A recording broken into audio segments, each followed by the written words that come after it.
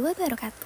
Halo teman-teman semua, kami dari kelompok 5 akan menyampaikan materi untuk mata kuliah analisis kompleks yang dibimbing oleh Bapak Ihsanuddin MSI. Dalam video ini, kami membahas beberapa topik penting yaitu bilangan kompleks, fungsi kompleks, limit, dan kekontinuan. Yuk langsung aja kita mulai. Materi yang pertama yaitu definisi dari bilangan kompleks. Bilangan kompleks adalah pasangan dua bilangan real yaitu X dan Y yang biasanya dituliskan dalam bentuk Z sama dengan X plus Y. Di sini, X disebut sebagai bilangan real dan Y disebut sebagai bilangan imajiner. Nah, bilangan imajiner sendiri yaitu kelipatan dari I, di mana I adalah satuan imajiner yang nilainya akar dari negatif 1. Karena itu, kita kuadratkan I hasilnya adalah negatif 1. Jadi, bentuk umum bilangan kompleks bisa kita tulis sebagai Z sama dengan X plus Y, dengan X sama dengan bilangan real Z, dan Y sama dengan bilangan imajiner Z. Materi selanjutnya yaitu materi operasi pada bilangan kompleks. Sebelumnya kita sudah memiliki Z1 sama dengan X1 ditambah Y1 dan Z2 sama dengan X2 ditambah Y2. Untuk operasi yang pertama yaitu operasi penjumlahan, ketika kita memiliki Z1 ditambah Z2 akan menghasilkan X1 ditambah X2 ditambah dengan I dikali dengan Y1 ditambah Y2. Operasi kedua yaitu operasi pengurangan, ketika kita memiliki Z1 dikurang Z2 akan menghasilkan X1 kurang X2 ditambah I dikali Y1 dikurang Y2. Operasi ketiga yaitu operasi perkalian, ketika kita memiliki Z1 dikali Z2 akan menghasilkan X1 kali X2 dikurang Y1 dikali Y2 ditambah dengan I dikali dengan X1 kali X2 ditambah dengan X2 dikali Y1. Operasi yang keempat yaitu operasi pembagian, ketika kita memiliki Z1 dibagi dengan Z2 akan menghasilkan X1 dikali X2 ditambah Y1 dikali Y2 dibagi dengan penyebutnya yaitu X2 kuadrat ditambah Y2 kuadrat ditambah dengan I dikali dengan X2 dikali Y1 dikurang X1 kali X2 dibagi dengan penyebutnya yaitu X2 kuadrat ditambah Y2 kuadrat. Materi selanjutnya yaitu sifat aljabar terhadap bilangan kompleks. Yang pertama ada sifat komutatif. Ketika kita memiliki nilai Z1 ditambah Z2, hasilnya akan sama seperti Z2 ditambah dengan Z1. Begitupun dengan sifat perkalian komutatif. Ketika kita memiliki Z1 dikali Z2, hasilnya akan sama seperti Z2 dikali Z1. Yang kedua ada sifat asosiatif. Ketika kita memiliki Z1 ditambah Z2 ditambah dengan Z3, hasilnya akan sama seperti Z1 ditambah Z2 ditambah Z3. Begitupun juga dengan sifat perkalian asosiatif. Ketika kita memiliki Z1 dikali Z2 dikali Z3, hasilnya akan sama seperti Z1 dikali Z2 dikali Z3. Sifat yang ketiga ada sifat distributif. Ketika kita memiliki Z1 dikali dengan Z2 ditambah Z3, hasilnya akan sama seperti Z1 dikali Z2 ditambah dengan Z1 dikali Z3. Sifat yang keempat ada sifat identitas. Ketika kita memiliki 0 ditambah Z, hasilnya akan sama seperti Z ditambah 0 dan hasilnya akan sama seperti bilangan kompleks sendiri yaitu Z. Yang kelima ada inverse penjumlahan. Ketika kita memiliki Z ditambah min Z, hasilnya akan sama seperti min Z ditambah Z dan hasilnya akan seperti 0. Yang keenam ada unsur kesatuan perkalian. Ketika kita memiliki Z dikali 1, hasilnya akan sama seperti 1 dikali Z dan akan menghasilkan bilangan kompleks yaitu Z. Materi yang terakhir yaitu contoh operasi pada bilangan kompleks. Yang pertama ada contoh pada penjumlahan serta pengurangan. Untuk caranya itu kita tinggal menjumlahkan atau mengurangkan bagian bilangan real dengan bilangan real dan bilangan imajiner dengan bilangan imajiner. Contohnya seperti kita memiliki 3 plus 2i ditambah 4 plus i, hasilnya akan menjadi 7 plus 3i. Untuk yang pengurangan, ketika kita memiliki 3 min 2i dikurang 1 min 4i, hasilnya akan menjadi 2 plus 2i. Yang kedua ada perkalian. Untuk perkalian ini kita gunakan sifat distributif dan ingat seperti yang dijelaskan sebelumnya bahwasanya I kuadrat itu sama dengan negatif 1 dan kita lihat contohnya yaitu 3 min I ditambah 4 plus 2I, hasilnya itu 14 plus 2i itu setelah kita sederhanakan. Yang ketiga ada pembagian. Untuk pembagian ini kita kalikan si pembilang dan penyebut dengan konjugat dari penyebut untuk menghilangkan i. Contohnya itu 2 min 3i dibagi dengan 2 min i dikali dengan konjugatnya yaitu 2 plus i. Hasil akhirnya akan menjadi 7 per 5 dikurang 4 per 5i. Nah, bisa diambil kesimpulannya bahwa setiap operasi itu memiliki caranya tersendiri. Tapi yang paling penting selalu ingat bentuk dari bilangan kompleksnya yaitu A plus BI dan bahwa I kuadrat itu sama dengan min 1. Selanjutnya adalah bidang pada bilangan kompleks. Bidang pada bilangan kompleks disebut juga diagram Argand. Nah, di sini bilangan kompleks Z sama dengan X plus IY digambarkan sebagai titik PX, Y pada bidang kartesius. Dan vektor dari titik asal O 0,0 ke titik PX, Y disebut vektor posisi dan mempresentasikan bilangan kompleks tersebut. Jadi, bilangan kompleks juga bisa dinyatakan dalam bentuk vektor kolom XY. Selanjutnya adalah konjugat pada bilangan kompleks. Jika kita punya Z sama dengan X plus IY, maka konjugatnya adalah Z sama bar dengan X min IY. Secara geometris, konjugat adalah pencerminan titik terhadap sumbu real di diagram argan. Nah, konjugat ini juga memiliki beberapa sifat penting, seperti yang pertama, jika Z ditambahkan dengan konjugatnya, maka hasilnya adalah 2X. Jika Z dikurangkan dengan konjugatnya, maka hasilnya adalah 2IY. Dan jika Z dikalikan dengan konjugatnya, maka menghasilkan X kuadrat plus Y kuadrat. Selain itu juga kita dapat menyatakan real Z sama dengan X sama dengan setengah dikali penjumlahan antara Z dengan konjugatnya. Dan imajiner Z sama dengan Y sama dengan 1/2I dikali dengan pengurangan antara Z dengan konjugatnya. Selain itu, konjugat juga memiliki sifat operasi seperti jumlah atau selisih dua bilangan kompleks dikonjugasikan sama dengan jumlah atau selisih konjugatnya. Dan juga perkalian dan pembagian juga berlaku sama, tinggal dikonjugasikan masing-masing. Selanjutnya adalah bentuk lain dari bilangan kompleks, yaitu bentuk polar dan eksponen. Yang pertama adalah bentuk polar. Bilangan kompleks Z sama dengan X plus IY dapat kita nyatakan dalam bentuk polar, yaitu Z sama dengan R dalam kurung cos theta plus I sin theta, dengan R adalah modulus atau panjang vektor yang dapat dicari dengan akar dari X kuadrat plus Y kuadrat, dan theta adalah argumen atau sudut terhadap sumbu real yang dapat dicari dengan arkas tangan dari Y per X, di mana nilai theta ini biasanya berada di antara 0 sampai pi/2 jika Z dalam di kuadran 1. Yang kedua adalah bentuk eksponen. Kita juga bisa menyatakan Z dalam bentuk eksponen, yaitu menggunakan rumus Euler, di mana Z sama dengan RE pangkat I theta. Kita langsung ke contoh soalnya. Di sini diketahui Z sama dengan akar 3 plus I. Yang pertama kita harus mengetahui dulu mana X dan Y-nya. Di sini X sama dengan akar 3 dan Y-nya sama dengan 1. Selanjutnya kita menghitung modulusnya. R sama dengan akar dari akar 3 kuadrat plus 1 kuadrat sama dengan akar 4 sama dengan 2. Lalu kita cari argumennya, di mana theta sama dengan arkas tangan dari 1 per akar 3 sama dengan pi/6. Maka bentuk polarnya dapat kita nyatakan sebagai Z sama dengan 2 dalam kurung cos pi/6 plus I sin pi/6, dan bentuk eksponennya adalah 2E pangkat I kali pi/6. Lalu kapan sih bilangan kompleks dikatakan sama? Nah, bilangan kompleks ini dapat dikatakan sama jika dalam bentuk polar, misalkan kita punya dua bilangan kompleks yaitu Z1 dan Z2, masing-masing bentuk Z1 sama dengan R1 dalam kurung cos theta 1 plus I sin theta 1, dan Z2 sama dengan R2 dalam kurung cos theta 2 plus I sin theta 2. Nah, keduanya akan sama jika nilai modulusnya sama, yaitu R1 sama dengan R2, dan sudut argumennya juga sama, yaitu theta 1 sama dengan theta 2. Akar bilangan kompleks. Bilangan kompleks Y adalah akar pangkat N dari bilangan kompleks Z jika Y pangkat N sama dengan Z dan dapat ditulis menjadi Y sama dengan Z pangkat 1 per N.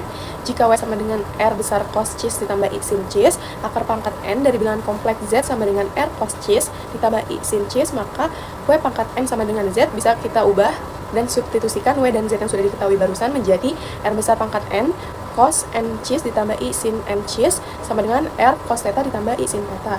Sehingga R besar pangkat N sama dengan R, maka R besar sama dengan akar N dari suatu R, dan N cis sama dengan theta ditambah 2 K pi, di mana K adalah bilangan bulat, maka cis sama dengan theta ditambah 2 K pi per N. Jadi, akar pangkat N dari bilangan kompleks Z sama dengan R cos theta ditambah I sin theta adalah Y akar N dari suatu R cos theta ditambah 2 K pi per N ditambah I sin theta plus 2 K pi per N, di mana K adalah bilangan bulat dan N adalah bilangan asli dari persamaan Y pangkat N sama dengan Z. Terdapat N buah akar berbeda yang memenuhi persamaan tersebut. Untuk mempermudah dipilih K itu mulai dari 0, 1 sampai dengan N-1, di mana untuk theta ditambah 2 K pi per N lebih besar sama dengan 0 dan kurang dari sama dengan 2 pi, sehingga diperoleh Z1, Z2 sampai dengan Zn sebagai akar-akar ke N dari suatu Z. Selanjutnya contoh, tentukan semua nilai akar-akar dari Y akar pangkat 3 dari min 1. Nah, di sini kita cari R-nya terlebih dahulu, di mana Y sama dengan akar pangkat 3 dari min 1, Z sama dengan min 1, R sama dengan min 1 kuadrat ditambah 0 kuadrat, sehingga theta sama dengan tan pangkat min 1 dikalikan 0 per min 1 sama dengan pi. Maka jika dituliskan dalam bentuk polarnya menjadi Z sama dengan 1 dikali cos pi ditambah I sin pi. Sehingga bentuk persamaan Y pangkat N sama dengan Z menjadi Y pangkat 3 sama dengan min 1, sehingga R besar pangkat 3 cos 3 cis ditambah I sin 3 cis sama dengan 1 cos pi ditambah I sin pi. Maka R pangkat 3 sama dengan 1 dan R sama dengan 1, di mana cis sama dengan pi per 2 K pi per 3, di mana K-nya adalah 0, 1, 2 sampai dengan N1. Karena pangkatnya itu 3, maka harus ditentukan solusi untuk Y1, Y2, dan Y3-nya, di mana Y1 sama dengan 1 dikalikan cos pi ditambah 0 per 3 ditambah I sin pi ditambah 0 per 3, mendapatkan hasilnya 1 per 2 ditambah 1 per 2 akar 3I. Untuk solusi keduanya yang W2, 1 kuadrat dikalikan cos pi ditambah 2 pi per 3 ditambah I sin pi ditambah 2 pi per 3 didapatkan hasil min 1 ditambah 0i sama dengan min 1. Dan W3, 1 dipangkatkan 3 dikali cos pi ditambah 4 pi per 3 ditambah I sin pi ditambah 4 pi per 3 didapatkan hasil 1 per 2 dikurang 1 per 2 akar 3i. Sehingga didapatkan solusi W1, W2, dan W3 nya adalah 1 per 2 ditambah 1 per 2 akar 3i, yang kedua min 1, dan yang ketiga 1 per 2 dikurang 1 per 2 akar 3i. Baik, selanjutnya yaitu fungsi kompleks. Definisinya, misalkan D himpunan titik pada bidang Z, fungsi kompleks F adalah suatu aturan yang memasangkan setiap titik Z anggota D dengan satu dan hanya satu titik W pada bidang W, yaitu dalam kurung Z, W. Fungsi tersebut ditulis W sama dengan F dalam kurung Z. Pemetaannya bisa dilihat sebagai berikut. Dan jika Z sama dengan X ditambah IY, maka fungsi W sama dengan F dalam kurung Z. Dapat diuraikan menjadi W sama dengan U dalam kurung X, Y ditambah IV dalam kurung X, Y, yang berarti real W dan imajiner W masing-masing merupakan fungsi dengan dua variabel real X dan Y. Begitu juga dengan Z sama dengan R dalam kurung cos theta ditambah I sin theta, maka W sama dengan U dalam kurung R, theta ditambah IV dalam kurung R, theta. Kita akan membahas mengenai komposisi fungsi. Komposisi fungsi kompleks adalah operasi yang menggabungkan dua fungsi kompleks menjadi satu. Jika kita memiliki dua fungsi kompleks fz dan gz, komposisi G komposisi F dalam kurung Z didefinisikan sebagai G dalam kurung F dalam kurung Z, yang berarti kita memasukkan output dari fungsi F ke dalam fungsi G. Adapun contoh soalnya yang pertama, diberikan dua fungsi kompleks, fz sama dengan z kuadrat, gz sama dengan z ditambah i. Kita akan menentukan komposisi G komposisi F dalam kurung Z sama dengan G dalam kurung F dalam kurung Z. Penjelasan soalnya yang pertama, kita akan mensubstitusikan FZ ke dalam GZ. Kita tahu bahwa FZ sama dengan Z kuadrat. Jadi kita akan mengganti Z dalam fungsi GZ. Dengan FZ dengan demikian, G dalam kurung FZ sama dengan G dalam kurung Z kuadrat. Kemudian kita hitung Z kuadratnya. Fungsi GZ sama dengan Z ditambah I. Jadi kita substitusikan Z kuadrat tadi ke dalam Z. Menjadi GZ kuadrat sama dengan Z kuadrat plus I. Jadi komposisi fungsi G komposisi F dalam kurung Z adalah Z kuadrat plus I. Adapun contoh lain, ini dikat aja. Adapun contoh lain dengan notasi U dan V, misalkan Z sama dengan X ditambah IY, dan kita ingin menyatakan komposisi fungsi dalam bentuk bagian realnya dan bagian imaginernya, yaitu bagian U dan V. Yang pertama, fungsi awalnya adalah FZ sama dengan Z kuadrat, GZ sama dengan Z tambah I. Komposisinya, G komposisi F dalam kurung Z sama dengan Z kuadrat ditambah I. Sekarang kita substitusikan Z sama dengan X ditambah IY ke dalam Z. Jadi, G komposisi F dalam kurung X ditambah IY sama dengan dalam kurung X ditambah IY kuadrat ditambah I. Sekarang kita kelompokkan, X ditambah IY kuadrat sama dengan X kuadrat ditambah 2IXY ditambah Y kuadrat. X ditambah IY kuadrat ditambah I sama dengan X dalam kurung X kuadrat dikurang Y kuadrat ditambah I dalam kurung 2XY ditambah 1. Sekarang kita identifikasi atau pisahkan antara bagian real dan imajiner. Bagian real, U, X, Y sama dengan X kuadrat ditambah Y kuadrat. Bagian imajiner, V sama dengan 2X, Y ditambah 1. Dengan demikian, G komposisi F dalam kurung Z sama dengan X kuadrat dikurang Y kuadrat ditambah I dalam kurung 2XY ditambah 1. Artinya, U sama dengan X kuadrat min Y kuadrat dan V 2XY ditambah 1. Definisi limit. Misalkan kita mempunyai fungsi W sama dengan Fz terdefinisi pada daerah D, kecuali pada Z0. Z0 ini berada di dalam D atau pada batasan D. Limit Fz adalah W0 untuk Z mendekati Z0 jika untuk setiap epsilon lebih dari 0 sedemikian hingga mutlak Fz dikurang dengan W0. Kurang dari epsilon. Apabila mutlak Z min Z0 di antara lebih dari 0 dan kurang dari epsilon, maka dapat kita tulis limit Z mendekati Z0, Fz sama dengan W0. Teorema limit fungsi kompleks. Yang pertama, jika fungsi F mempunyai limit untuk Z menuju Z0, maka nilai limitnya tunggal.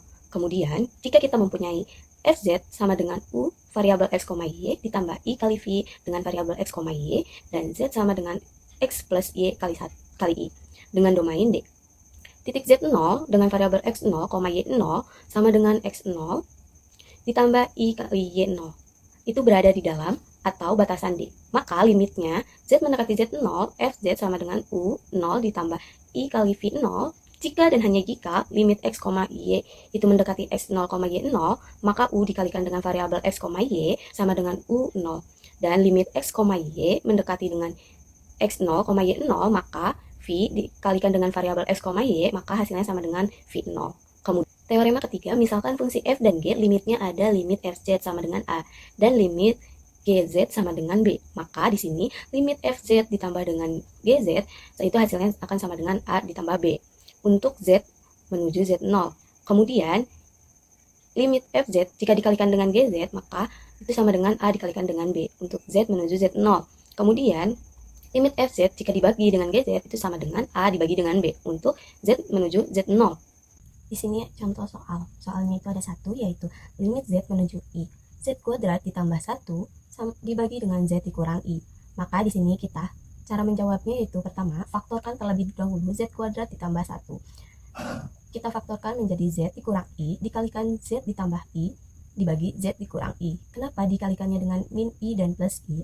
Karena i kuadrat itu sama dengan negatif 1. Maka di sini hasilnya yaitu limit z mendekati 0 itu z ditambah i sama dengan i ditambah i, kemudian hasilnya adalah 2i. Kenapa i ditambah i? Karena kita bisa masukkan z-nya itu sama dengan i. Selanjutnya di sini kita bakal membahas mengenai kekontinuan limit pada fungsi kompleks. Di sini ada definisi dan ada 3 definisi. Untuk definisi pertama, diberikan fungsi kompleks terdefinisi pada region D sub set C yang memuat Z dengan Z0 suatu titik limit dari D. Fungsi dikatakan kontinu di Z0 jika limit Z mendekati Z0, fungsi Z sama dengan fungsi Z0. Dan yang kedua, diberikan fungsi terdefinisi pada region D sub set C yang memuat Z0. Fungsi dikatakan kontinu di Z0 jika untuk setiap bilangan epsilon positif terdapat bilangan delta positif. Sehingga jika mutlak Z dikurang Z0 kurang dari delta untuk dan Z anggota D berlaku mutlak fungsi Z dikurang fungsi Z0 kurang dari epsilon. Dan yang ketiga, fungsi dikatakan kontinu pada D sub set C jika kontinu di setiap titik pada D. Jadi, apa yang kita dapat dari definisi-definisi sebelumnya adalah limit fungsi kompleks ini akan kontinu jika memenuhi syarat-syarat atau 3 syarat berikut ini. Untuk syarat pertama ini, limit Z mendekati Z0, fungsi Z ada. Yang dimana ada ini maksudnya adalah limitnya tersebut ada atau memiliki nilai. Dan yang kedua, fungsi Z0 ada, yaitu sama juga dengan limit, berarti untuk fz0 adalah fungsinya ini ada atau memiliki nilainya. Dan yang ketiga, limit Z mendekati Z0, fungsi Z sama dengan fungsi Z0, yang dimana maksudnya ini antara limit dan fungsi ini memiliki nilai yang sama. Jadi, jika salah satu dari ketiga fungsi ini tidak terpenuhi, maka tak kontinu atau discontinue di Z0. Oke, selanjutnya kita beranjak kepada contoh soal. Di sini ada contoh soal, periksalah kekontinuan dari fungsi Z sama dengan, di sini ada 2 fungsi. Untuk fungsi yang pertama adalah Z kuadrat tambah 3IZ dikurang 2 per Z plus I. Untuk Z tidak sama dengan negatif I, dan I untuk Z sama dengan negatif I. Di sini kita akan memeriksa untuk Z sama dengan negatif I. Dari fungsi tersebut, apakah fungsi Z0-nya ini ada nilainya atau tidak? Karena Z0 ini adalah negatif I, maka F negatif I sama dengan I. Karena Z sama dengan negatif I adalah I, maka fungsinya ada. Dan step selanjutnya kita akan memeriksa nilai dari limitnya. Di sini limit Z mendekati Z0 fungsi Z. Karena Z0-nya ini adalah negatif I, kita ganti saja. Berarti menjadi limit Z mendekati negatif I, Z kuadrat plus 3IZ dikurang 2 per Z tambah I. Ini ada atau tidak limitnya. Maka step yang selanjutnya kita lakukan adalah kita faktorkan limit tersebut. Menjadi limit Z mendekati negatif I, Z tambah I dikali Z tambah 2I per Z tambah I. Di sini karena penyebut dan pembilangnya ada Z plus I, maka kita eliminasi saja. Maka didapat hasilnya limit Z mendekati negatif I adalah Z plus 2I. Di sini selanjutnya kita masukkan saja atau kita ganti Z-nya ini menjadi negatif I. Maka negatif I ditambah 2I sama dengan I. Dari tadi kita sudah melakukan 2 langkah, yaitu memeriksa fungsinya dan memeriksa limitnya. Maka selanjutnya kita akan memeriksa apakah nilai dari fungsi dan limitnya itu sama atau tidak. Maka kita tinggal masukkan saja hasil-hasil yang telah kita dapat tersebut. Berarti limit Z mendekati Z0 fungsi Z sama dengan fungsi Z0. Apakah ada atau tidak ya? Maka fungsi negatif I sama dengan I, dan limit Z mendekati negatif I, Z kuadrat plus 3IZ min 2 per Z plus I sama dengan I. Maka kita tahu ya, dari fungsi dan limitnya itu sama-sama hasilnya I. Maka fungsi negatif i sama dengan limit z mendekati negatif i, z kuadrat plus 3iz min 2 per z plus i. Karena di titik i atau di titik negatif i kontinu, maka fungsi z kontinu di semua titik yang lain gitu. Sekian penjelasan dari kelompok 5, kurang lebihnya mohon maaf. Assalamualaikum warahmatullahi wabarakatuh.